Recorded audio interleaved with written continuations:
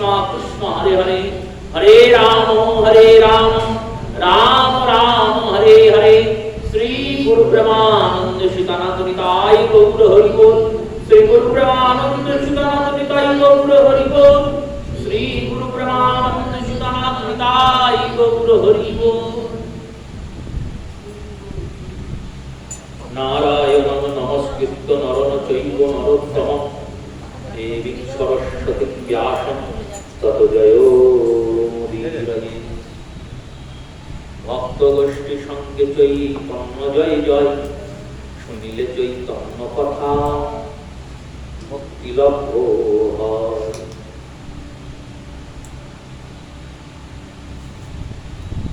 অনর্পিত চরিণ চিরাত করুণাবতীর্ণ কলম সমর্পয়তু সউন্নত উজ্জ্বল রসাম সভক্তি শ্রেয়ং হরিপুরট সুন্দর দূতি স্বদাহৃদয় স্কন্দরে স্ফুরতু শ্রী শচীনন্দন। বলি পাবন অবতার রাধা কৃষ্ণ মিলিত তনু শ্রী শ্রী শ্রীমন মহাপ্রভুর কৃপা ধন্য গণ্য দার্শনিক শ্রেষ্ঠ শ্রীল কৃষ্ণদাস কবিরাজ গোস্বামীপাদ বিরচিত অখিল শাস্ত্র সার অখিল শাস্ত্র নির্যাস চৈতন্য চরিতামৃতের মঙ্গলাচারণকারী শ্লোকে শ্রীমন মহাপ্রভুর যে সুন্দর বন্দনা প্রভুপাদ করলেন সেই বর্ণনাতে তিনি লিখছেন অনর্পিত চরিচিরাত করুণাবতীর্ণ কলম।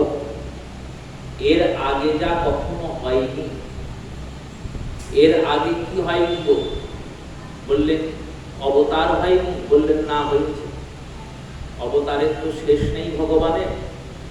সৃষ্টি যখন ছিল না তখনও ভগবান অবতার নিয়েছেন, আর সৃষ্টি হওয়ার পরে সেই সৃষ্টিকে রক্ষা করার জন্য অনন্তানন্ত অবতার ভগবান গ্রহণ করেছেন। আবার এই সৃষ্টিকে লয় করার জন্য ভগবান অবতার গ্রহণ করবেন। যখন সৃষ্টি ছিল না, প্রলয়ধিকালে ধৃতবশী বেদম বিচিত্র বিচিত্র চরিত্র ভেদম কেশব ধৃত মীন শরীর জয় জগদীশ হরে। প্রলয়কালে যখন গোটা জগৎ জলে নিমগ্ন হয়ে গিয়েছিল, তখন ওই জলে নিমগ্ন জগৎ থেকে বেদকে রক্ষা করার জন্য এবং জগৎকে রক্ষা করার জন্য ভগবান মৎস্য অবতার গ্রহণ করেছেন। তাই যখন কিছু ছিল না তখনও তিনিই ছিলেন, আর যখন সব আছে তখনও তিনিই আছেন, আর যখন কিছুই থাকবে না তখনও তিনিই থাকবেন।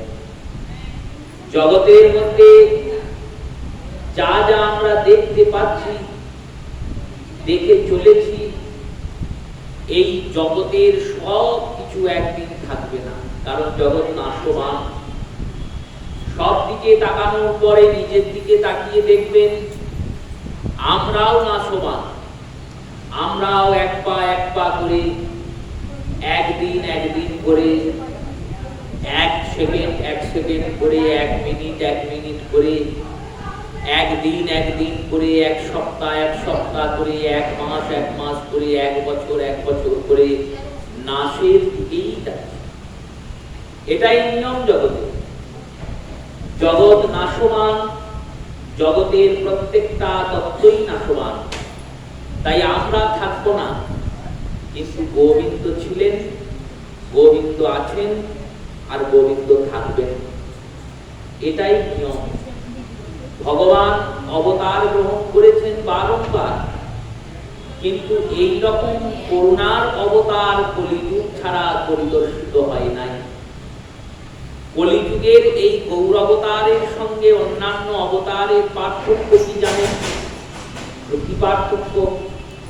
বললেন কোন মন্দিরে যদি আপনি যান আর সেই মন্দিরে গিয়ে দর্শন করলেন, প্রণাম করলেন, দান দক্ষিণা করলেন, পরিক্রমা দিলেন, তারপর আপনার ইচ্ছা হয়েছে প্রসাদ পাওয়ার, জিজ্ঞাসা করলেন পুরোহিতকে, পুরোহিত বললেন ওখানে চলে যান, কুপন কাটুন, প্রসাদ। এ তো নিয়ম, যেখানেই যাবেন প্রসাদ তো অকারণে কেউ দেবে না। প্রত্যেক দিন তো মহোৎসব হওয়া সম্ভব নয়, মহোৎসবের দিনে প্রসাদ অকারণে দেওয়া যায়। সেই দক্ষিণা দিলেন, প্রসাদ পেলেন, চলে।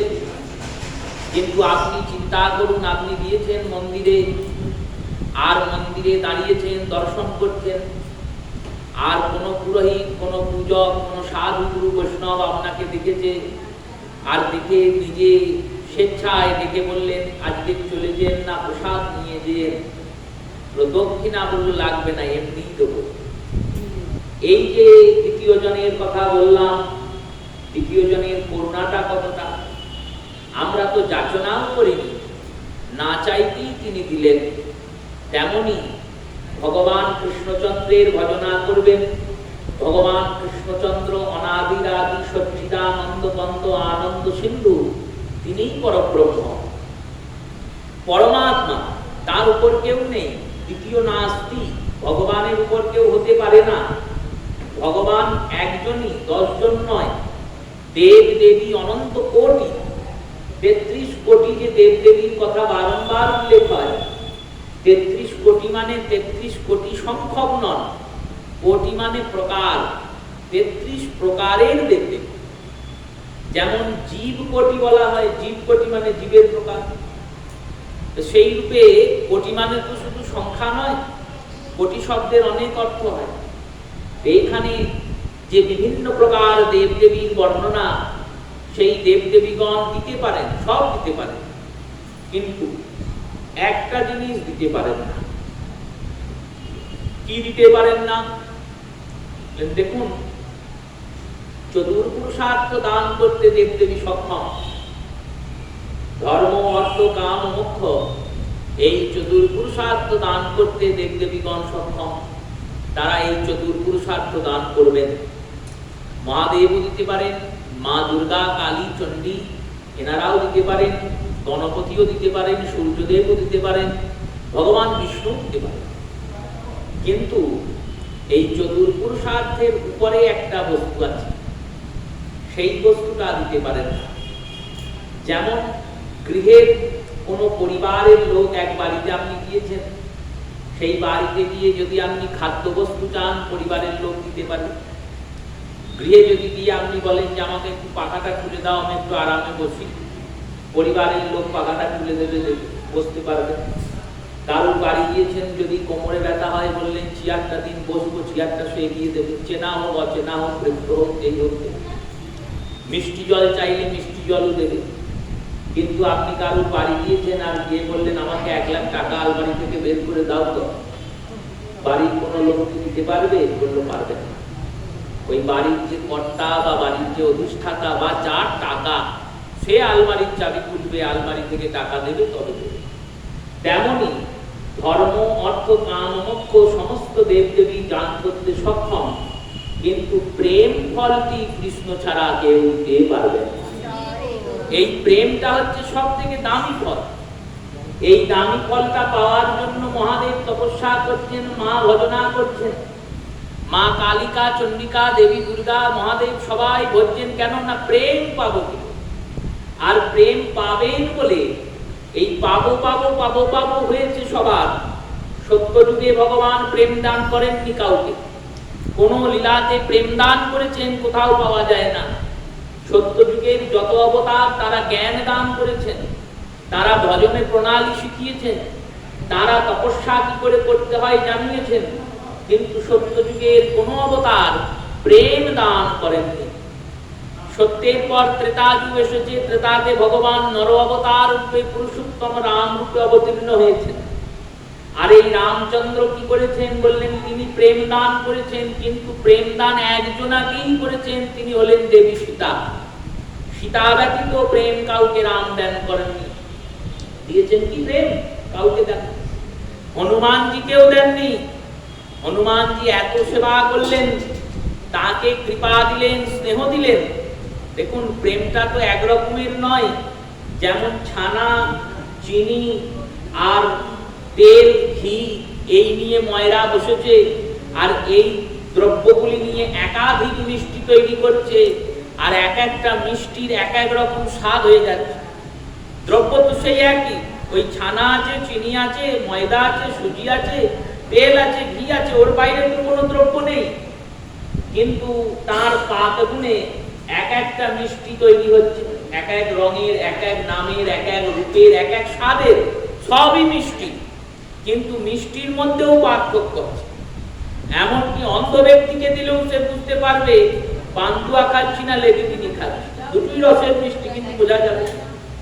সেই রূপে এই প্রেম ফলটাও সেই রকম, প্রেমটাও একরকমের নয়। মা বাবা তার ছোট্ট পুত্র বা কন্যাকে যে প্রেম করছেন, সেই প্রেমটা যেরকম, ওই মা বাবাই তার মা বাবাকে যে প্রেম করছেন, সেই প্রেমটা কিন্তু একরকমের নয়। পুত্রের প্রতি মা বাবার যে প্রেম, সেই প্রেমটা কেমন বললেন? সেই প্রেমটার নাম হচ্ছে স্নেহ। এই স্নেহ প্রেমটা সহজেই দানকারী প্রেম। স্নেহ প্রাপ্ত করে কিন্তু আনন্দ হয় না, স্নেহ প্রাপ্ত করে আনন্দ হলেও কম আনন্দ প্রাপ্তি হয়। এমনকি এই স্নেহ প্রাপ্তি করে মানুষ স্নেহের প্রাপ্তিতে ভালো থেকে খারাপ হয়ে যায়। স্নেহ মানে আদর করা, অত্যধিক যদি ছেলে মেয়েকে আদর করে কি হয়? ওগুলো আদরে বাঁদর। স্নেহটা পাচ্ছে, উপভোগ করছে, এই স্নেহ উপভোগ করে সন্তান কিন্তু আনন্দিত হচ্ছে না, স্নেহ করে পিতা মাতা আনন্দিত হচ্ছে, বাবা মায়ের আনন্দ হচ্ছে আমার ছেলেকে আদর করে। কিন্তু ছেলে আদর ভোগ করছে, উপভোগ করছে, তার কিন্তু অতটা আনন্দ হচ্ছে না। আবার উল্টো দিকে যখন গঙ্গাটা বইবে, মানে সন্তান বাবা মাকে ভালোবাসছে, সেই যে প্রেম, সেই প্রেমটার নাম আবার স্নেহ নয়, সেই প্রেমটার নাম হলো শ্রদ্ধা। এই শ্রদ্ধার যে প্রেমটি, এই শ্রদ্ধা করে সন্তান আনন্দিত হচ্ছে, পিতা মাতার জন্য কিছু করে ভাবছে আমি বাবা মায়ের জন্য কিছু করলাম, বাবা মায়েরও আনন্দ হচ্ছে, কিন্তু ছেলের আনন্দটা বেশি হচ্ছে। এই রকম ভাবে প্রেমের অনেক প্রকার ভেদ আছে। তো তাই সর্বোচ্চ প্রেম কোনটি বললেন? সর্বোচ্চ প্রেম হচ্ছে পতি পত্নীর প্রেম বা প্রেমিক প্রেমিকার প্রেম, নির্মল প্রেম। তবে এই জগতে যেটা দেখা যায় সেটা নয়। চরিতামৃতকার বললেন, অপৈতব কৃষ্ণ প্রেম যেন জম্ব নদহে, নিজগতে তুলনা নাহি হয়, যদি হয় যোগ তবু না হয় বিয়োগ, বিয়োগ হলে প্রাণ নাহি রয়। এই প্রেমটা কেমন না অপৈতব, কৈতব মানে স্বার্থ, আর অনাবাচক। অপৈতব মানে নিঃস্বার্থ, নিঃস্বার্থের প্রেম। এখানে পতির কাছে পত্নীর কিছু চাওয়ার নাই, পত্নীর কাছেও পতির কিছু চাওয়ার নাই। দেখুন প্রমাণ, ত্রেতা যুগে রামচন্দ্র প্রজা পালন করবেন বলে শপথ নিলেন, যতদিন বনবাসে ছিলেন পত্নীকে রক্ষা করার জন্য যুদ্ধ করেছেন, তখন তিনি ছিলেন সীতাপতি রাম। আর সীতাপতি রাম ছিলেন বলে সীতার প্রতি যা যা কর্তব্য ছিল, সেই সব কর্তব্যের পালন তিনি করেছেন। সীতাকে রাবণ হরণ করে নিয়ে গেছে, তিনি লঙ্কা জয় করে রাবণ বধ করে সীতাকে উদ্ধার করে এনেছেন। উদ্ধারের সময় চিন্তন করলেন, সীতা দেবী 1 বছর ছিলেন রাবণের কাছে। যদ্যপি সীতা দেবী হচ্ছেন পরম পবিত্রা, কারণ ভগবত গীতার যে 18টা নাম, যে 18টা নাম উচ্চারণ করলে গীতা পাঠের সমান ফল পাওয়া যায়। যদি কেউ গীতা পাঠ না করতে পারে কোনোদিন, ওই 18টা গীতার নাম উচ্চারণ করলেই গীতা পাঠের সমান ফল সে পায়। সেখানে কি নাম দেওয়া হচ্ছে? গঙ্গা, গীতা, সাবিত্রী, সীতা। সীতার নাম গীতাতে যুক্ত হচ্ছে কেন বললেন? যেমন গীতা পরম পবিত্র, তেমন জানকী সীতা দেবীও পরম পবিত্র। কিন্তু প্রজাদের মধ্যে কোন রকম ভাবে যাতে সীতার নিয়ে নিন্দা না হয়, এই চিন্তন করে এবং তুলসীদাস রামায়ণ কষ্ট করেছেন। যখন রাবণ এসেছে সীতাকে হরণ করতে, শ্রীরামচন্দ্র নরলীলা করছেন ঠিকই, কিন্তু তিনি তো নর নন, তিনি স্বয়ং ভগবান। ভগবান হয়ে সামান্য মানুষের মতো লীলা করছেন, কারণ ভগবানের লীলাটাই এরকম। ভগবান যখন চোখের সামনে প্রকট হন আর প্রকট হয়ে লীলা বিনোদ আনন্দ করেন, তখন যাতে লীলাটা ভালো জমে, খেলাটা ভালো হয়। যেমন অভিনেতা অভিনয় করতে উঠেছেন, আর এক রাজার ছেলে যুবরাজ, তাকে ভিখারির পাঠ দেওয়া হয়েছে। এবার সে যদি ভাবে আমি তো রাজার ছেলে, তাহলে তো আর ভিখারির পাঠটা করতে পারবে না, তাকে মনে প্রাণে চিন্তা করতে হবে আমি ভিখারি, তখন সে ভালো ভিখারির পাঠটা করবে। তেমনি ভগবান পরমাত্মা, তিনি জগতে এসেছেন জগৎপতি, তিনি যদি চিন্তা করেন আমি জগৎপতি, আমি জগতের ঈশ্বর, আমি ভগবান, তাহলে তো লীলাই হবে না। এই লীলাকে সুস্থ রাখার জন্য ভগবান নরলীলা করছেন। কৃষ্ণের যতে খেলা সর্বোত্তম নরলীলা, নর বধূ তাহার স্বরূপ। এই নরলীলা করছে, নরলীলাতে ভগবান আছেন, কিন্তু তিনি তো সাক্ষাৎ ভগবান। তুলসীদাস বলছেন ভগবান রামচন্দ্র জানেন যে আগামী কাল রাবণ আসবে, সীতাকে হরণ করবে, সীতা হরণ হবে, রামচন্দ্র জানেন। লক্ষ্মণ কুটিরে উপস্থিত নেই। ভগবান রাম জানকীকে বললেন, হে জানকী, আমরা যে কারণে বনবাসে এসেছি, বনবাসে আসার উদ্দেশ্য কি? উদ্দেশ্য হলো বনবাস থেকে আমরা রাবণকে হত্যা করব, বধ করব। কারণ রাবণকে বধ করার জন্যই তো রাম অবতার। এই রাবণকে বধ করতে গেলে রাবণের দ্বারা একটা অনিষ্ট হতে হবে, যার জন্য আমার মধ্যে রাবণের সঙ্গে শত্রুতা হবে। তাহলে শত্রুতা হবে কি করে? শত্রুতার বীজ বপন তো স্বয়ং ভগবান রামই করেছেন। কিরকম করে? না শূর্পণখার নাক কান কেটে ছেড়ে দিয়েছেন। যদি শূর্পণখাকে হত্যা করে দিতেন, তাহলে আর কেউ জানতেও পারতো না কে শূর্পণখাকে বধ করল, বা শূর্পণখাকে বিবাহ করলেও মিটে যেত। কিন্তু দেখেছেন যদি ওকে হত্যা করি তাহলে আর শত্রুতা হবে না, ওকে অপমানিত করে ছেড়ে দাও। নাক কান কেটে লক্ষণ ছেড়ে দিয়েছে। এবার ওই নাক কান কেটে ছেড়ে দিয়েছে বলে শূর্পণখা গিয়েছে, তাহলে শত্রুতার বীজ বপন হয়েছে। আর শূর্পণখা গিয়ে বুদ্ধি দিয়েছে রাবণকে, ও যেমন তোমার বোনকে অপমান করেছে, তুমি ওর বউকে তুলে নিয়ে চলে, ওর বউয়ের মতো সুন্দরী কেউ নেই। রাবণ আসবেন রামচন্দ্র জানেন। অগ্নিদেবকে ডাকলেন, হে অগ্নিদেব, 1 বছরের জন্য সীতা আপনার কাছে জমা থাকলো। আর অগ্নিদেবে যেই সীতা প্রবেশ করলেন, সীতার ছায়া মূর্তি থেকে গেল রামচন্দ্রের কাছে। এই ছায়া সীতাকে রাবণ নিয়ে গিয়েছে। তাই ছায়া সীতা থেকে আসল সীতাকে উদ্ধার করতে যাওয়ার জন্য এবং লোকমান্যতা রক্ষা করার জন্য সীতার অগ্নি পরীক্ষা প্রয়োজন। তাই অগ্নি পরীক্ষা করালেন। অগ্নি পরীক্ষা করে অগ্নিদেবীর মধ্যে সীতা প্রবেশ করলেন, ছায়া শেষ হয়ে গেল, আসল সীতা বেরিয়ে এলো। সীতা দেবীর সত্যের প্রমাণ পেয়ে গেল বানর রাজগণ। বিভীষণের সামনে লীলা হচ্ছে, লক্ষ্মণের সামনে লীলা হচ্ছে। এই এত কিছু করার পরে যখন রাম ফিরে এলেন 14 বছর পর বনবাস শেষ করে আসার পরে অযোধ্যায় ধুমধাম করে রামচন্দ্রের রাজ্যাভিষেক হলো। রাজ্যাভিষেকের সময় রামচন্দ্রকে দিয়ে একটা শপথ গ্রহণ করানো হলো। যেমন এখন হয় না, আমাদের ভোট গেল, এবার কদিন পরে আবার রেজাল্ট বেরোলে যিনি হোক একজন তো কেউ মুখ্যমন্ত্রী হবেন। মুখ্যমন্ত্রী যখন হবে তখন আমাদের রাজ্যপাল গিয়ে তাকে দিয়ে শপথ গ্রহণ করাবে। সেই শপথ গ্রহণ এখন তো কাগজের শপথ গ্রহণ, ওই কাগজে যা লেখা আছে পড়ে দিল, একটাও মানবে না। লিখে হচ্ছে পড়ে দিল, কিন্তু মানবে না। আর শপথ গ্রহণ করানো হচ্ছে রামচন্দ্রকে দিয়ে। বাল্মীকি রামায়ণ প্রমাণ দিচ্ছেন।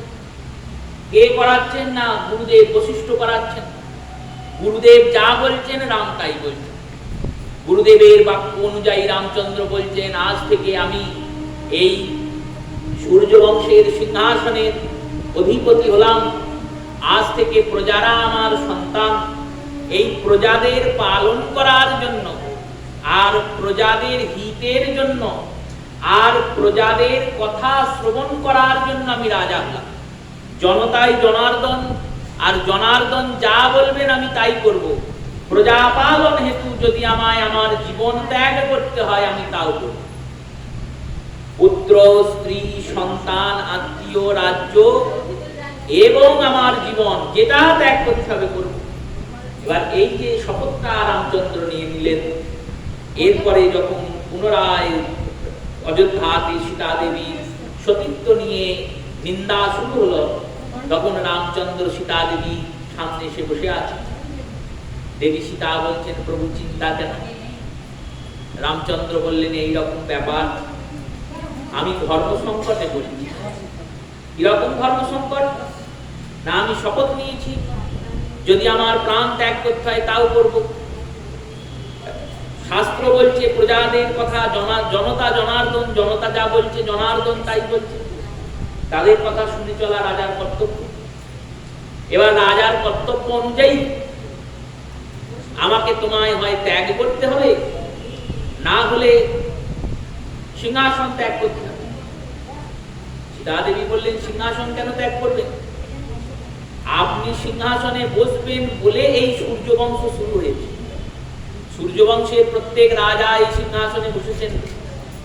তারা নিজেদের ধর্ম রক্ষার জন্য নিজের শরীরকে পর্যন্ত বর্জন দিয়েছেন। আপনি আমাকে ঋষি আশ্রমে রেখে আসুন। এবার রামচন্দ্র বনবাসে রেখে এলেন। বাল্মীকি রামায়ণ এটা বললেন। কীর্তিবাস অনুবাদ করেছেন তো বাংলা রামায়ণ। এই বাংলা রামায়ণ অনুবাদ করেছেন বলে অনেক কথা সংযোজন হয়েছে বাংলা রামায়ণে, আবার অনেক কথা বিয়োজন হয়েছে। সংযোজন হয়েছে মানে জোড়া হয়েছে, আর বিয়োজন মানে কমে গেছে। যেমন রামচন্দ্র দুর্গা পূজা করেছিলেন, এটা বাল্মীকি রামায়ণে নেই, কিন্তু কীর্তিবাস তিনি সংযোজন করে দিয়েছেন, দুর্গা পুজো করেছিলেন। আমরাও বাঙালিরা সেটা সানন্দে গ্রহণ করেছি। আর সংযোজন করেছেন মানে ভুলভাল তাও নয়, এটা ঠিক। রামচন্দ্রের উপরে রামায়ণ 1008টা রামায়ণ আছে গোটা ব্রহ্মাণ্ডে। সেই এক এক কল্পে ভগবান রামের এক এক লীলা। কীর্তিবাস বললেন, রাম সীতাকে কিছু বললেনই না, অথচ বনে পাঠিয়ে দিল।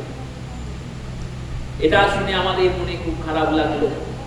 আমরা তো আস্বাদন অধ্যয়ন করছি, শ্রবণ করছি শ্রোতা, কিন্তু প্রেমের পরাকাষ্ঠা দেখে। যখন লবকুশকে বাল্মীকি রামায়ণ পড়াচ্ছেন আর এই সীতা বর্জনম করাচ্ছেন, সীতার বর্জনম যখন করাচ্ছেন না, তখন লবকুশের খুব রাগ হচ্ছে। মনে মনে ভাবছে সীতার তো কোনো দোষ নেই, তাহলে রাম কেন ত্যাগ করল? এই কথা যখন বলছেন, তখন সীতা দেবীরও তো উচিত পুত্রদের সমর্থন করা, যে ঠিকই বলছে, আমার তো কোনো দোষ ছিল না। কিন্তু সীতা দেবী তিনি লবকুশকে শাসন করছেন আর বলছেন, দেখো উনি সাক্ষাৎ ভগবান, উনি যদি এই নীতি আদর্শ স্থাপন না করেন, তাহলে জীব যে কোনো কারণে ধর্মকে আর মানবে না। ধর্ম রক্ষতি ধর্মম, পরিবার ধর্মকে পালন করার জন্য উনি যেমন লঙ্কাতে রাবণকে বধ করেছেন, তেমন পরিবার ধর্মের উপরে হচ্ছে রাজধর্ম। রাজধর্মকে রক্ষা করার জন্য পরিবার ধর্মকে ত্যাগ করেছেন। সীতা দেবী বনে আছেন, অথচ রামের প্রতি প্রেম অগাধ। আবার রামচন্দ্র সীতাকে ত্যাগ করেছেন বলে আর একটা বিবাহের প্রস্তাব যখন এলো অশ্বমেধ যজ্ঞে, তিনি বললেন, আমি প্রাণ থাকতে দ্বিতীয় বিবাহ আর করব না। বশিষ্ঠ স্বর্ণ সীতা নির্মাণ করে বসিয়ে অশ্বমেধ যজ্ঞ করালো। একে বলে প্রেম। এই প্রেম কি জগতে দর্শিত হবে? পতিপত্নীরই তো প্রেম, রাম আর সীতার প্রেম, কিন্তু কই পতিপত্নী প্রেম তো এরকম হচ্ছে না। পত্নী বিয়োগ হতে না হতেই 2 বছর 1 বছরের মাথায় পতি বিবাহ। পত্নীকে যদি একটু কষ্ট দিচ্ছে, দুঃখ হচ্ছে, তাহলে পত্নী 10টা গালাগালি দিচ্ছে। কেন? হলো স্বার্থের প্রেম আমাদের যত। আর ভগবানের প্রেমটা কেমন? নিঃস্বার্থ। অবৈ তব কৃষ্ণ প্রেম যেন জঙ্গ নদহে, নিজগতে তুলনা না। এই জগতে তুলনা দেবেন কার সঙ্গে? তুলনার জিনিসই নেই। সত্য যুগে ভগবান কাউকে প্রেম দিলেন না। ত্রেতা যুগে এসেছে, ত্রেতা যুগে ভগবান প্রেম দান করলেন একজনকে, তার নাম দেবী সীতা।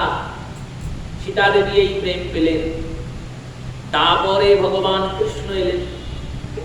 কৃষ্ণ তো অনাদিরাদি সচ্চিদানন্দ গোবিন্দ, তিনি প্রেম বিতরণ করলেন। তিনি একজনকেই প্রেম দিলেন না, তিনি এই প্রেম সবাইকে দিলেন, সব গোপীকে। শতকোটি গোপী নিয়ে করেন রাসবিলাস, প্রেম হইতে প্রেম করিয়া প্রকাশ। প্রেমের প্রকাশ করলেন রাসে। মহারাজ লীলাতে এই প্রেমকে ভগবান কৃষ্ণ ব্রজের গোপীদের গান করলেন। এখানে গোপী মানে কোনো নারী নয়, আর গোবিন্দ মানে কোনো পুরুষ নয়। যেমন ময়রা মিষ্টি দিয়ে একটা পুরুষ পুতুল করেছে, বর তৈরি করেছে, আর একটা বউ তৈরি করেছে, সুন্দর বর বউ সাজানো আছে। কেউ যখন দেখছে বলছে কি বললে এটা বর ওটা বউ বলছে, কিন্তু যদি বুদ্ধি দিয়ে ভাবা যায় তাহলে ওটা কি আদেও বর বউ? বললো না, বরও নয় বউ নয়, দুটোই তো মিষ্টির তাল, ভেঙে দিন এক্ষুনি মিষ্টি হয়ে যাবে। তেমনি ভগবান কৃষ্ণচন্দ্র তিনি হচ্ছেন পরমাত্মা, আর এই গোপী বললেন গোপীরা হলো জীবাত্মা। ভগবান হচ্ছেন ভগবান, আর গোপীরা হচ্ছেন ভক্ত। এই ভক্ত আর ভগবানের মিলনই হচ্ছে মহারাস। এই হলো মহারাস লীলা। এই মহারাস লীলাতে গোপী আর গোপীনাথের মিলন, সেখানে গোপীরা প্রেম পেলেন, সেই প্রেম ভগবান পেলেন। কিন্তু কারা পেলেন? বললেন ওই যে মন্দিরে গেলাম, গোবিন্দ দর্শন করে পূজারীকে জিজ্ঞাসা করলাম, হ্যাঁ গো প্রসাদ পাওয়া যাবে? পূজারী বললেন হ্যাঁ, ওখানে গিয়ে কুপন কাটো দিয়ে প্রসাদ পাওয়া। তেমনি গোপীরা যখন কাত্যায়নী ব্রত করছেন, কাত্যায়নী মহামায়ে মহাযোগিনী ধীশ্বরী নন্দগোপ সুতং পতিম পুরাতে নম, তখন দেবী কাত্যায়নী ব্রত করে ভগবান কৃষ্ণকে তারা পেলেন। ভগবানকে এমনি পেলেন না, ভগবানকে প্রতিরূপে চেয়েছেন, তাই ভগবান দিয়েছেন। এই প্রেম গোপীরা ভগবানের কাছে চেয়েছেন, যাচনা করেছেন, প্রার্থনা করেছেন, তাই পেয়েছেন। এই দাপর যুগের প্রেম প্রাপ্তি। কিন্তু কলিতে দেখুন, কলিতে গৌর সুন্দর না চাইলেই প্রেম দিয়ে দিলেন। কেউ চাইলেন না প্রেম। মহাপ্রভুকে বললেন না প্রভু হরিনাম দান করুন, প্রভু দিলেন। কেন? বললেন চাওয়ার জন্য যে যোগ্যতা, সেই যোগ্যতাও তো কলিতে কারুর নেই। কলিতে তো কেউ কৃষ্ণ ভজন করবে না, তাই করুক না করুক আমি নাম দিয়ে যাব। কলিযুগ দুর্জয়ের যুগ, দুর্জয়। চারিদিকে বন্যা, চারিদিকে ঝড় জল বৃষ্টি বাদল ঝঞ্ঝা। সেই ঝড় জল বন্যাতে কত গ্রাম, কত শহর, কত নগর ভেসে চলে যাচ্ছে। এই নগর ভেসে যাচ্ছে, শহর ভেসে যাচ্ছে, চলে যাচ্ছে। বন্যায় চারিদিক জল থই থই করছে। যখন চারিদিকে বন্যা হয়ে যায় তখন সরকার হেলিকপ্টার করে যায়, আর সরকার থেকে চাল ডাল নুনদের ওখান থেকে ফেলে দেয়। ওগুলো কি সব মানুষের কাছে পড়ে? বললো না না, কোথাও জলে পড়ে, খালে পড়ে, বিলে পড়ে। ঠিক আছে নাকি হেলিকপ্টার থেকে সব এক জায়গায় করবে? কিন্তু ফেলে দেয় কেন? বললো যেখানেই করুক, কেউ যদি ওটা পায় কিছুদিন তো তার আহার বিহারের সুস্থাপন হবে। তেমনি কলিযুগে সর্বত্রই তো অধর্ম, পাপ, তাপ, সন্তাপ, কোথাও তো ভালো কিছু নাই, ভালো শিক্ষা নাই। যেখানেই যাবেন খারাপ শিক্ষা। বিদ্যা অর্জনের নামে শুধু উদরভরণের শিক্ষা দান করা হয়। পেট কি করে ভরাবো, এর বেশি তো কিছু নেই। পিতা মাতাকে শ্রদ্ধা করা সন্তান ভুলে যাচ্ছে। মানুষের মধ্যে যে বিশ্বাসকতা সেটা হারিয়ে যাচ্ছে। প্রত্যেকটা জীব আস্তে আস্তে আস্তে আস্তে অবনতি থেকে অবনতিতর, অবনতিতম দিকে চলে যাচ্ছে। এই রকম তো কলিযুগের পরিস্থিতি। আজ থেকে 10 বছর আগে বাড়ি লোকেরা বৃহৎ সংসার থেকে ভেঙে ছোট সংসার হয়েছে। এখন ছোট সংসার আর ছোট হলো কিরকম? একটা সংসার 4টে ঘর, একটা ঘরে বাবা, একটা ঘরে মা, একটা ঘরে ছেলে, একটা ঘরে মেয়ে। কেউ কারোর সঙ্গে কথা বলে না। এই তো কলিযুগের পরিস্থিতি। আগে 4-5টা বিকালে বন্ধুরা বসতো চায়ের দোকানে গিয়ে, দুটো হলু কথা বলতো। এখন চায়ের দোকানে গিয়ে বসে চা খায়, কিন্তু কেউ কথা বলে না। বলুন তাহলে বসে কি করে? 4জনই হাতে মোবাইল নিয়ে নিজের মনে মোবাইল ঘাটে। 4জনই 2 ঘন্টা 3 ঘন্টা 4 ঘন্টা 6 ঘন্টা বসে আছে পাশাপাশি 4টে ছেলে, কিন্তু কেউ কারোর সঙ্গে কোনো কথা বলে না। তাহলে মানুষ আস্তে আস্তে কত স্বার্থপর হয়ে যাচ্ছে, কত হিংস্র হয়ে যাচ্ছে।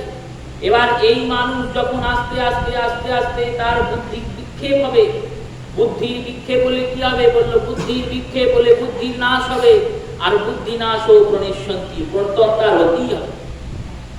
সেই ব্যক্তি হাসে না, সেই ব্যক্তি আনন্দ করে না, আনন্দ কি জিনিস জানে না, কারোর সঙ্গে মিশতে পারে না।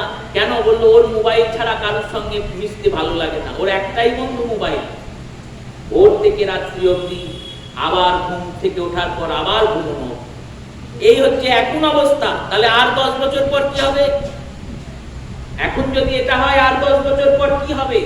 এই চিন্তার বিষয়ে এই রকম ঝঞ্ঝাট, এই রকম ঝঞ্ঝা, এই রকম আবহাওয়াতে মহাপ্রভু এলেন। আর এসে কি করলেন? বললেন নাম সংকীর্তনকে আমাদের মাঝখানে দিয়ে গেলেন, দিয়ে চলে গেলেন। বললেন এটা দিয়ে গেলাম, যারা নেওয়ার তারা নেবে, নিলে পাবে, আর যারা নেওয়ার নয় তারা পাবে না। কিন্তু নাম থেকে তো গেল জগতে। তাই অনর্পিত চরিম চিরাগ, এর আগে কোনোদিন এরকম করুণা হয়নি। অবতার সার গোড়ায় অবতার, কেন না চিনিতি তারে, করি নিরে বাস গেল না পিয়াস, আপন কর্ম ফেরে। জলে বাস করে যদি কেউ ভাবে আমি জল খাবো কোথায়, জল খাবো কোথায়, জল খাবো কোথায়, সে যেমন মহামূর্খ, তেমনি কলিযুগে এসেছে আর চিন্তা করছে আমি কি করে সুখী হব, আমি কি করে আনন্দ পাবো, আমি কি করে আনন্দ পাবো। খুঁজছে, পাচ্ছে না, সেও মহামূর্খ। কেন? বলো আনন্দ সামনেই লুকিয়ে আছে। তুমি নাম করো, নাম শোনো, সাধু সঙ্গ করো, হরি কথা শোনো, দেখবে আনন্দ পাবে। সুখদেব গোস্বামী পাদ ভাগবতে কত সুন্দর সিদ্ধান্ত দিচ্ছেন দেখুন। বললেন কোন ব্যক্তির ক্ষুধা পেয়েছে, প্রচন্ড ক্ষুধা, আর ক্ষুধা পেয়েছে, সে ছুটতে ছুটতে বাড়ি গিয়েছে, পৌঁছিয়েছে, হাত পা ধুয়ে খেতে বসেছে, সামনে ভোজনের থালা এসে রাখেছে। এবার রাখার সঙ্গে সঙ্গে যখন প্রথম গ্রাসটি সে নিয়েছে আর নিয়ে খেয়েছে, খাওয়ার সঙ্গে সঙ্গে সে তৃপ্তি পেয়েছে। খেলো আর তৃপ্তি, এখনো তো খিদে মেটেনি, কিন্তু খাওয়ার ভোজনটা মুখে যাওয়া মাত্রই পরম সন্তুষ্টি, পরম তৃপ্তি পেয়েছে। ভোজনের প্রথমেই তৃপ্তি পেয়েছে, আর তৃপ্তি পাওয়ার পর সেই খাবারটা যখন গ্রাসনালিকা দ্বারা উদরে প্রবেশ করেছে, প্রবেশ করার পর সেই খাদ্য শরীরে গিয়ে শক্তি জুগিয়েছে। এই শক্তি যোগানোর নাম হচ্ছে পুষ্টি। আর শক্তি যোগানোর পরে বর্জ্য পদার্থ দেহ থেকে নিষ্কাশিত হয়ে গেছে, আর শক্তির যেটা অপবর্জ্য, শক্তির যেটা বাড়তি, সেটা মেদ রূপে শরীরে সঞ্চিত হয়ে গেছে। এটাই তো হয় খাদ্যের বিষয়ে। ভোজন করলে যেমন তৃপ্তি, পুষ্টি আর তুষ্টি হয়, তুষ্টি মানে মেদ সঞ্চয়, তেমনি ভজনের প্রভাব বলছেন। দেখুন ভোজন আর ভজন শব্দটা প্রায় এক, শুধু ওকার যোগ হলে, ভজনের সঙ্গে ওকার যোগ হলে ভোজন হয়ে যায়, আর ভোজন শব্দ থেকে ওকারের বিয়োগ হলে ভজন হয়ে যায়। একই তো শব্দ, ভ জ ন তিনটি আছে।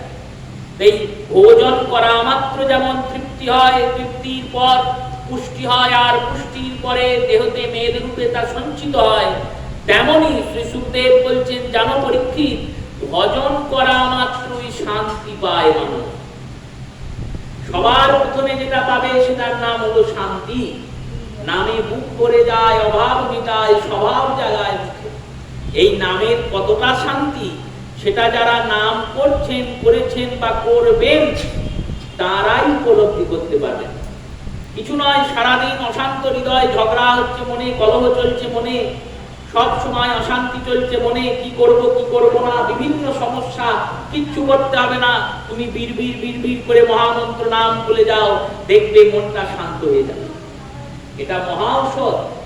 এই হরিনামের চিন্তন, হরিনামের স্মরণ, হরিনাম সংকীর্তন, এই ভজন করা মাত্রই শান্তি হয়। আর বললেন শান্তির পরে ভক্তি হয়। যখন হৃদয়টা শান্ত হবে, তখন হৃদয়ে ভক্তি উৎপন্ন হবে।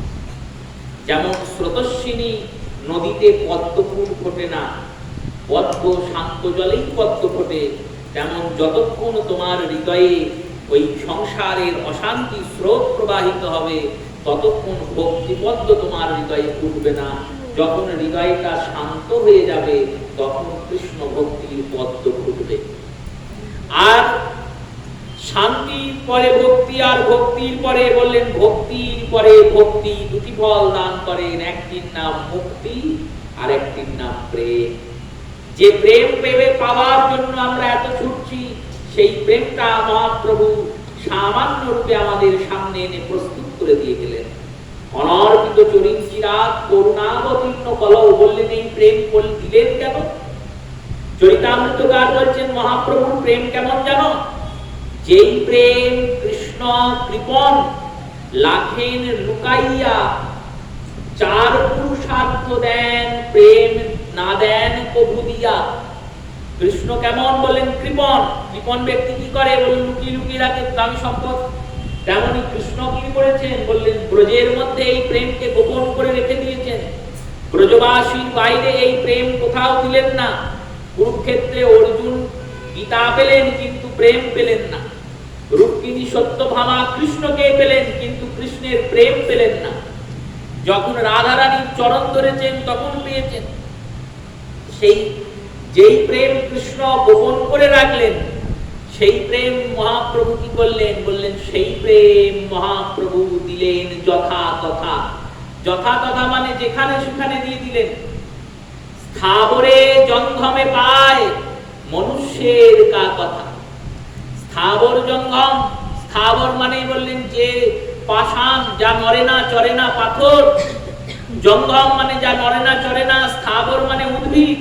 বললেন উদ্ভিদে প্রেম পেল গৌর সুন্দরের কাছে, মহাপ্রভুর কাছে স্থাবর পাথর প্রেম পেল। আর মানুষের কথা তো বাদই দাও, পাথরে বলে গিয়েছে প্রেমে, উদ্ভিদ লিপ্ত করেছে প্রেমে।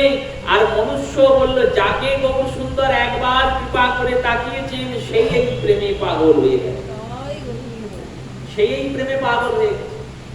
জগায়ার মাদাই মহাপাপী, তাদের কোথাও গতি নেই। সেই জগায়ার মাধাইকে অগতির গতি গৌরাঙ্গ সুন্দর আর নিতাই চাঁদ, তারা কৃপা করে প্রেম দিচ্ছেন। এই প্রেমমূরতি স্বরূপ গৌর সুন্দর আজকের তিথিটি অতি পুণ্যত্বয়া তিথি। প্রত্যেকটা পূর্ণিমাই বিশেষ, তার মধ্যে বিশেষ কিছু পূর্ণিমা আছে, তদমধ্যে বৈশাখ পূর্ণিমা। বৈশাখ পূর্ণিমা এই তিথিতে স্বয়ং মহাপ্রভুর অভিন্ন কলেবর শ্রীনিবাস আচার্য প্রভু অবতীর্ণ হয়েছেন, যিনি মহাপ্রভুর অভিন্ন কলেবর। যেমন গৌর না হইত কেমন হইত, কেমতে ধরিতাম দে, রাধার মহিমা প্রেম রসসীমা জগতে জানাত কে। এই রাধা কৃষ্ণের যুগল ভজন, রাধা কৃষ্ণের প্রেম মাধুরী জগতে জানানোর জন্য যেমন গৌর সুন্দর এলেন, তেমনি গৌর সুন্দর কে, গৌর সুন্দর কি তত্ত্ব, গৌরাঙ্গ সুন্দর কি অবতার, সেই জানানোর জন্য এলেন শ্রীনিবাস। শ্রীনিবাস, নরোত্তম, শ্যামানন্দ, রসিকানন্দ, রামচন্দ্র কবিরাজ, এনারা যদি না আসতেন তাহলে নিতাই গৌরের ভজন আমরা পেতাম। নরোত্তম লিখছেন শ্রী গৌরাঙ্গের দুটি পদ, যার ধন সম্পদ সেই জন ভক্তি রসসা। শ্রী গৌরাঙ্গের মধুর লীলা, যার কর্ণে প্রবেশিলা, হৃদয় নির্মল ভেলতা। এই এত সহজ পন্থা, এত সহজ পথ গৌর সুন্দরের আগে কেউ দেখায়নি। যোগীরা, মুনিরা, ধ্যানীরা, তপস্বীরা, তারা বলেছেন আগে হৃদয়টা পরিষ্কার করে নিয়ে এসে, হৃদয়টাকে পরিষ্কার করে নিয়ে এসে তারপরে কৃষ্ণ ভজন করবে। এবার মুশকিল হলো হৃদয়টা পরিষ্কার করে নিয়ে তো আসবো, কিন্তু হৃদয়টাকে পরিষ্কার করবো কি করে? এ তো সাবান সার দিয়ে পরিষ্কার হওয়ার জিনিস নয়। সাবান সার দিলে খেলেও ভেতর পরিষ্কার হবে না। শরীরটার ময়লা না হয় সাবান সার দিয়ে ধুয়ে যাবে, কিন্তু ভিতরের ময়লাটা, মলিনতাটা, ভিতরের বিচারটা, কুবিচারটা, চিন্তা, দুশ্চিন্তা, কলহ, ঈর্ষা, অহংকার, দম্ভ, দর্প, এগুলো আমি কি করে নাশ করব? এর নাশ হবে কি করে? কেউ কোনো পথ দেখাতে পারেন না। পথ দেখালেন মহাপ্রভু। মহাপ্রভু বললেন এর একটা উপায় আছে। কি উপায় জানো? কি? এক ব্যক্তি, এক ব্রাহ্মণ, তিনি অতি দরিদ্র। সেই দরিদ্র ব্রাহ্মণ গিয়েছেন বনে, আর বনে গিয়ে ভাবলেন আত্মহত্যা করব। এই আত্মহত্যা করব চিন্তন করে তিনি জলে ডুবে মরব বলে এক সরোবরের পাশে গেলেন। ব্রাহ্মণ শিব ভক্ত ছিল। দেখলেন সরোবরের পাশে একটা ভাঙা শিবের মন্দির আছে। মনে মনে ভাবলেন মরেই তো যাব, মরার আগে একবার শেষবারের মতো শিবের পুজো করে যায়। এই বলে শিব মন্দির আছে যখন কাছাকাছি বেলগাছি থাকবে, হরি মন্দির থাকলে কাছাকাছি তুলসী থাকবে, আর শিব মন্দির থাকলে কাছাকাছি বেল বৃক্ষ থাকবেই। কারণ বেলপাতা ছাড়া শিবের পুজো হবে না, হরি পাতা ছাড়া ভগবান শ্রী হরির অর্চনা হবে না। সেই রূপে বেল পাতা কটা তুলে কোথা থেকে একটা পুরনো মাটি ভরা বা হাঁড়ি জোগাড় করে তাতে সরোবরের জল নিয়ে, জলম তুষ্ট শিবম, জলেই শিব তুষ্ট হয়ে যায়। তো এক ঘটি জল মহাদেবের মাথায় চড়িয়েছে, খুব কাঁদছে, বেলপাতা দিয়েছে, বলছে বাবা আমার তো খুব দারিদ্রতা, আমার খুব দুঃখ, আর বাঁচবো না, মরেই যাবো। মহাদেব তো আশুতোষ ভোলানাথ, তার কৃপা হয়েছে, তিনি এক সাধু বেশে গিয়ে ওখানে হাজির হয়ে গেছেন। চিন্তা করলেন যদি সাক্ষাৎ দিয়ে দর্শন দিই তাহলে বিপদ আছে, কারণ কলির জীবের চাওয়ার কোনো শেষ নেই। এক কলির জীব শিব পূজা করেছেন, শিব এসেছেন সাক্ষাৎ দর্শন দিতে। মহাদেব বললেন একটাই বর দেবো, কি চাও বলো। তুমি যা তপস্যা করেছো এই তপস্যা অনুযায়ী তুমি একটাই বর পাবে, কি বর চাও বলো। এবার কলির জীব তো, কলির জীবের মতো চালাক কেউ নেই। চালাক আছে? কেউ নেই। এত চালাক আমরা, যেটা চলবে না সেটা যত্ন করে রেখে দিই, সেই অচল টাকাটাকেও নিয়ে গিয়ে প্রণাম ক্লাস দিয়ে আসে। কেন বললো? ওটা তো ওখানে তো দেখতে পাবে না কে দিয়ে গেল, আর ওটা আমার চলেও গেল। দান করছি কোনটাকে? বললো যেটা চলে না, সেই অচলটাকে দান করছে। এবার অচলকে দান করলে তুমি সচল পাবে না অচল পাবে? অচল দান করলে গোবিন্দ হাসছেন, বললে তুই আমায় অচল দিয়ে গেলি, আমি তোকে অচল করে দেবো। এবার হাঁটুর ব্যথা হবে কি হবে না? বলুন হবে, তবেই তো আপনি অচল হবেন। এই রূপীটা আমরা অচলতা শুনছি কেন? বললো চতুরতা করে। শিব গিয়েছে, গিয়ে বলছে বর দাও, একটাই বর। মহাদেবকে বললেন বেশ, তাহলে আপনি আমায় বর দিন, আমি যেন 4 তলার বাড়িতে সোনার পালঙ্কে কোটি টাকার বিছানায় নাতি পুতি নিয়ে মরি। মহাদেব বললেন আর চাওয়ার কি থাকলো? 4 তলা বাড়িতে সোনার পালঙ্কে, তাহলে কিরকম বৈভব, আর কোটি টাকার বিছানায়, টাকা ছড়ানো থাকবে বিছানায়, সেই বিছানায় শোবো আর নাতি পুতি হবে, তবে মরবো। এইরকম চালাক কলির জীব মহাদেব দেখলেন এর সামনে সাক্ষাৎ দর্শন দেওয়া যাবে না, কি চাইবে কি চাই। সাধু সেজে গিয়ে দর্শন দিলেন। বললেন এত কাঁদছিস কেন, কি হয়েছে?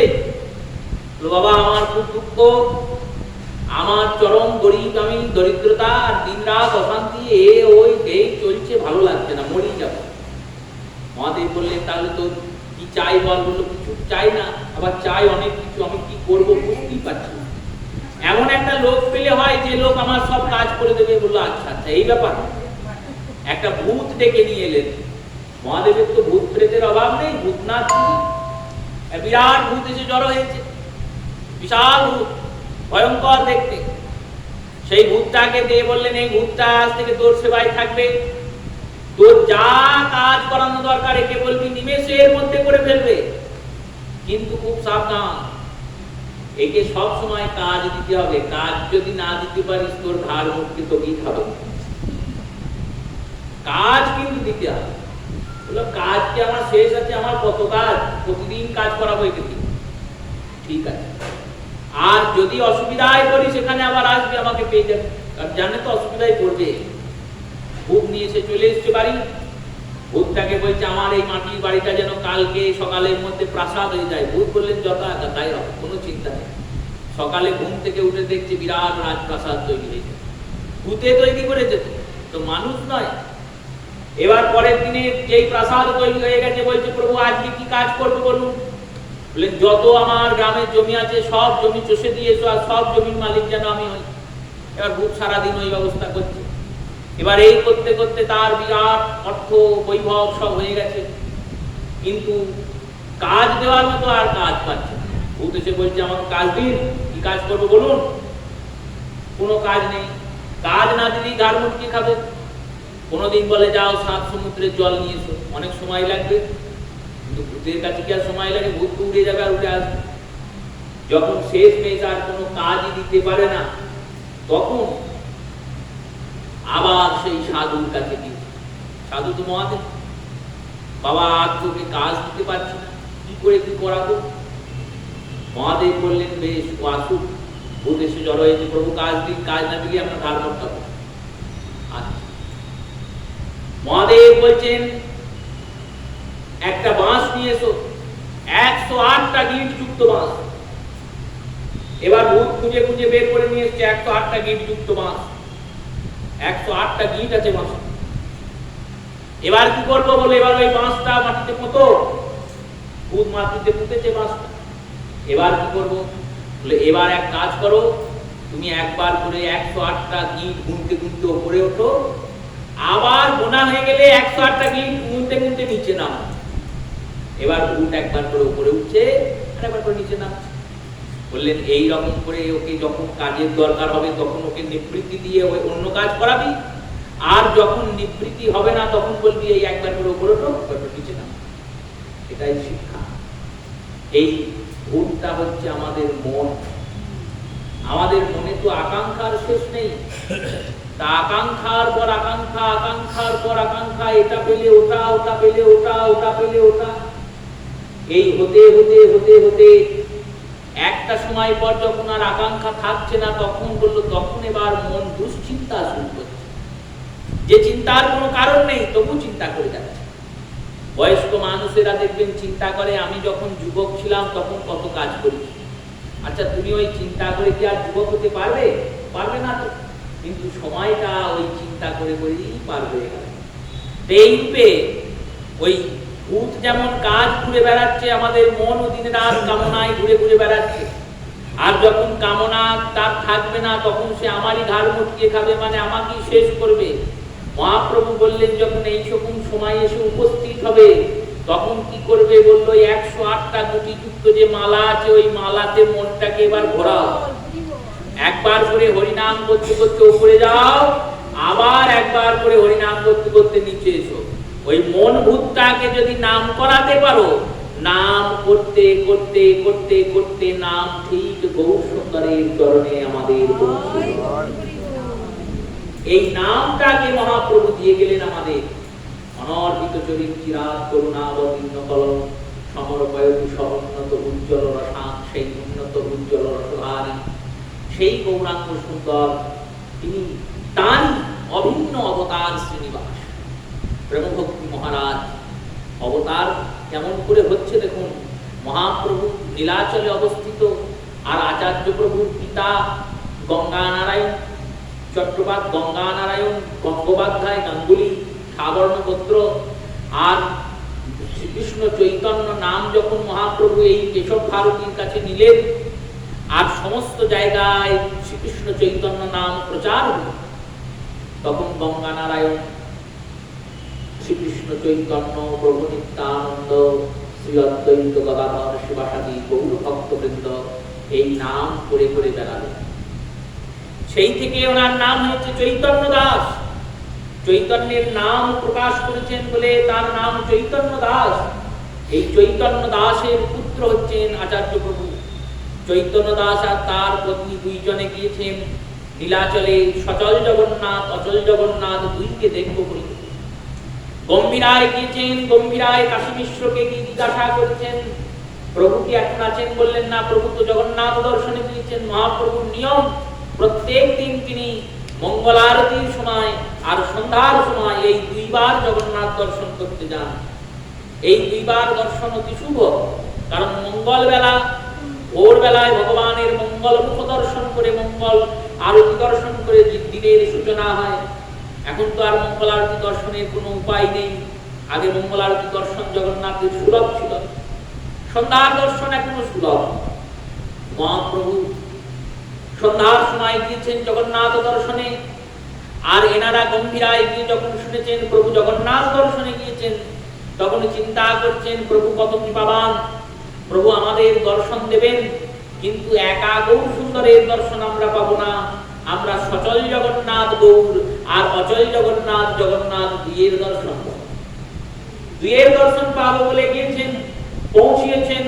আর পৌঁছিয়ে যখন দাঁড়িয়ে আছেন, একদিকে গৌরস্তম্ভে মহাপ্রভু হাত রেখে যেমন দেখেন প্রতিদিন অবিরাম নয়নে জগন্নাথকে, তেমনই দর্শন করছেন। প্রভু যখন দর্শন করেন, প্রভুকে কেউ বিরক্ত করে না।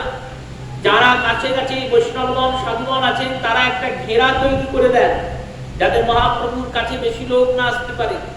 কারণ প্রভু যদি কারোর কাছে আসেন, প্রভুর দর্শনে বাধা হয়, সেই বাধাতে মহাপ্রভুর প্রেমাশ্রু যে অশ্রুপাত, সেই অশ্রুপাতে বিঘ্ন। মহাপ্রভুর জগন্নাথ দেখা তো আমাদের মতো দেখা নয়। আমরা যাই যে জগন্নাথকে প্রণাম করি, চলে আসি। মহাপ্রভু জগন্নাথকে দেখছেন অবিকার নয়নে, অনিমেষ নয়নে, নিমেষ করছে না, চোখের পাতা করছে না, শুধু দেখছেন আর কেঁদে যাচ্ছে। দেখুন ওই গরুর স্তম্ভ থেকে জগন্নাথ কতটা দূর, একই মন্দির তো, বেশি দূর তো নয়, কিন্তু গরুর স্তম্ভে হাত দিয়ে চিন্তা করছেন আমি বৃন্দাবনে আছি, আর প্রাণনাথ তিনি রাজসভাতে রাজরাজেশ্বর হয়ে ভাই বোনকে নিয়ে, দাদা বলরাম আর বোন সুভদ্রাকে নিয়ে আমার প্রাণনাথ ব্রজেন্দ্র নন্দন তিনি সুন্দর করে বসে আছেন। মহাপ্রভু দেখছেন আর ভাবছেন, হে ব্রজেন্দ্র নন্দন, তুমি আমায় ছেড়ে চলে গিয়েছো, ঐশ্বর্যের সেবাতে মেতে গিয়েছো, এই দাসীর কথা কি মনে পড়ে না? তিনি নিজেকে রাধা চিন্তন করছেন, আর রাধার ভাবে ভাবিত হয়ে সেই মহাপ্রভু দর্শন করছেন। দর্শনের চিন্তন বোঝা যাবে, চোখ থেকে এক ফোঁটা করে অশ্রুপাত হচ্ছে, সেই অশ্রুটাকে অনুধাবন করতে পারেন, সেই অশ্রুটাকে চিন্তন করতে পারেন। চোখ থেকে জল তো সবারই বেরোয়, দুঃখে সবাই কাঁদে, শোকে সবাই কাঁদে, কত কান্নাই না কাঁদি আমরা, কিন্তু আমাদের কান্না আর প্রভুর কান্নার অনুভব হয়? অনুভব হয় না। মহাপ্রভু কাঁদছেন, সেই কাঁদতে কাঁদতে জল কোবল দিয়ে গাল দিয়ে গড়াতে গড়াতে বক্ষস্থল পার করে চরণে এসে পড়ছে, আর চরণে যেই পাথরে পড়ছে, পাথর ফুটো হয়ে যাচ্ছে। তাহলে অশ্রুর মধ্যে কতটা তাপ আছে, যে তাপ পাথরকে ফুটো করে দেয়। চোখের জলের মধ্যে কারোর তাপ থাকতেই পারে, চোখের জল গরম হতেই পারে, কিন্তু কই এত গরম তো নয় যে পড়লো আর পাথর ফুটো হয়ে গেল। এই তো সামান্য চোখের জল নয়, স্বয়ং ভগবান কৃষ্ণ, কৃষ্ণের প্রেমে বিরহিত হয়ে সেই বিরহ তাপটাই আজকে চোখ থেকে বেরোচ্ছে। কৃষ্ণের বিরহটা এইরকম, সহ্য করা যায় না। একমাত্র স্বয়ং রাধিকা ছাড়া এই কৃষ্ণ বিরহ সহ্য কেউ করতে পারবে না। তাই রাধা ভাব অঙ্গীকার করে এসেছেন কৃষ্ণ। কৃষ্ণ চিন্তা করেছেন, আমি যদি কৃষ্ণ হয়ে যাই, তাহলে আমার মধ্যে ওই প্রেম উন্মাদনাও জাগবে না, আর প্রেমের বিরহও জাগবে না। তাই প্রেম উন্মাদনা আর প্রেম বিরহ উপলব্ধি করার জন্য স্বয়ং কৃষ্ণ অকৃষ্ণ গৌর হয়ে রাধার রূপটাকে আবৃত করে, রাধা রূপে আপরিত হয়ে রাধা রমন গৌর সুন্দর প্রকট হয়েছে। কাঁদছেন, মহাপ্রভুর নেত্র থেকে অশ্রুপাত হচ্ছে, অপলক জগন্নাথকে দেখছেন, জগন্নাথ গৌরকে দেখছেন। আর এই বিয়ের মাঝখানে গঙ্গাধর চৈতন্য দাস আর তার পত্নী শ্রীনিবাস আচার্য প্রভুর পিতা মাতা তারা গিয়ে উপস্থিত হয়েছেন। উপস্থিত হওয়া মাত্র কি হলো, জগন্নাথ থেকে একটা তেজরাশি আর মহাপ্রভুর থেকে একটা তেজরাশি, দুই তেজরাশি বেরিয়ে এলো। বেরিয়ে এসে এক হয়ে শ্রীনিবাস আচার্য প্রভুর মায়ের উদরে প্রবেশ করল। মহাপ্রভু বললেন, এই প্রেম আমি দিয়ে দিলাম, এই প্রেমই আচার্য প্রকাশ করবেন, তিনিই আচার্য, তিনি আজকে প্রকট হয়েছেন। হৃদয় নির্মল ভেল তার, নরোত্তম বলছেন হৃদয়কে পরিষ্কার করার জন্য কিচ্ছু করতে হবে না, ওই যে 108টা হরিনাম, ওই হরিনাম করো, হৃদয় পরিষ্কার হয়ে যাবে। বললো হরিনাম যদি না করতেও পারো, অনেকে করতে পারে না, সময় নেই, কুণ্ঠা, দেখবেন কোন গান চললে আমাদের জীব নড়ে, মুখ নড়ে, আমরা গানের সঙ্গে সঙ্গে গান করি, কিন্তু হরিনাম হলে মুখ নড়ে না, লজ্জা লাগে। যদি হরিনাম করি তাহলে লোকে ভক্ত বলবে, আরে ভক্ত বললে কি সেটা ঘৃণার জিনিস? তোমাকে যদি কেউ ভক্ত বলে তাহলে তোমার কি ঘৃণা বোধ হয় যে আমাকে কেন ভক্ত বললো?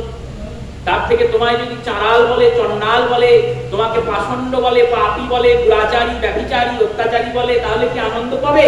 বললো না, না পাবে না। কিন্তু এখন কলিযুগে এটা নিয়ম, মাতাল বললে তার আনন্দ হয়, আর ভক্ত বললে তার ঘৃণা বোধ হয়।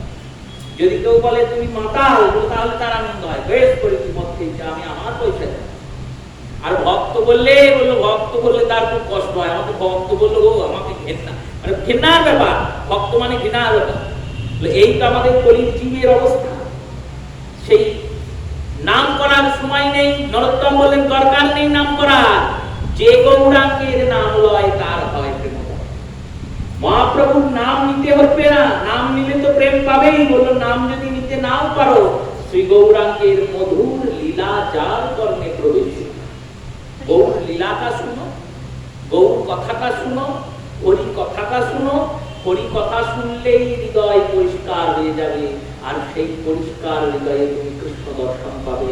তাই সেই মহাপ্রভু প্রদত্ত হরিনাম যাতে রতি হয়, মতি হয়, সর্বশেষ ওই নাম যাতে আমাদের গৌর গোবিন্দ চরণে গতি করে, এই অভিলাষ নিতাই গৌর সীতানাথ গৌরাঙ্গ সুন্দরের চরণে জানিয়ে, শ্রীনিবাস আচার্য প্রভুর চরণে জানিয়ে, প্রত্যেক শ্রোতা মাতা ভক্তমণ্ডলীর চরণে প্রণাম পূর্বক অদ্যকাল হরিকথা অবসর দিলাম।